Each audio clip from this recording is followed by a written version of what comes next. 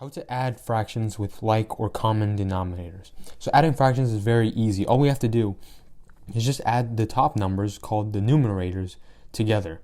And we can do that easily since this is with like denominators, which means that the denominators are all the same.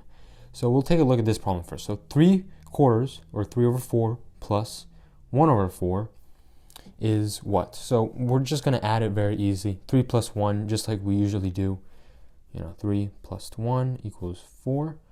Straight across. 3 plus 1 equals 4.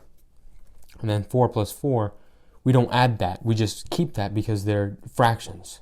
We don't ever add the denominators together. We keep it the same. So in this case, it's going to be 4/4. Okay? And that is also 1 whole. So the answer for this one is 1 whole, or 4/4. So now this next one is 2/5 over 2/5, or 2/5 plus 2/5. So what we do here is the same thing we did for the last time. We add the top two numbers together, and that gives us 4. And the bottom numbers, the denominators, we keep them the same. It's going to be 5. It's remaining as 5.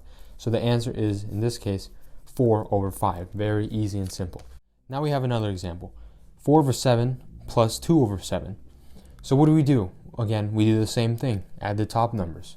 4 plus 2 is what? 6. Okay?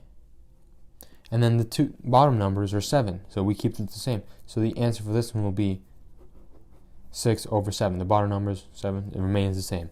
That's the final answer. So now we have another one. So we have 1/2 plus 1/2. Very simple. 1 plus 1, 2. And then 2/2. We leave those the same, and it's just going to be 2/2.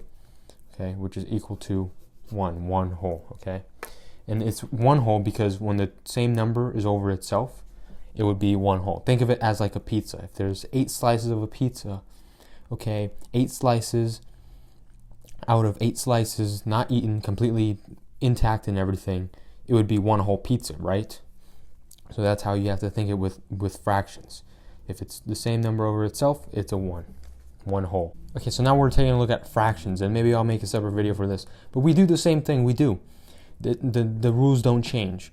What we do here is the same way we would subtract fractions if they were just normal.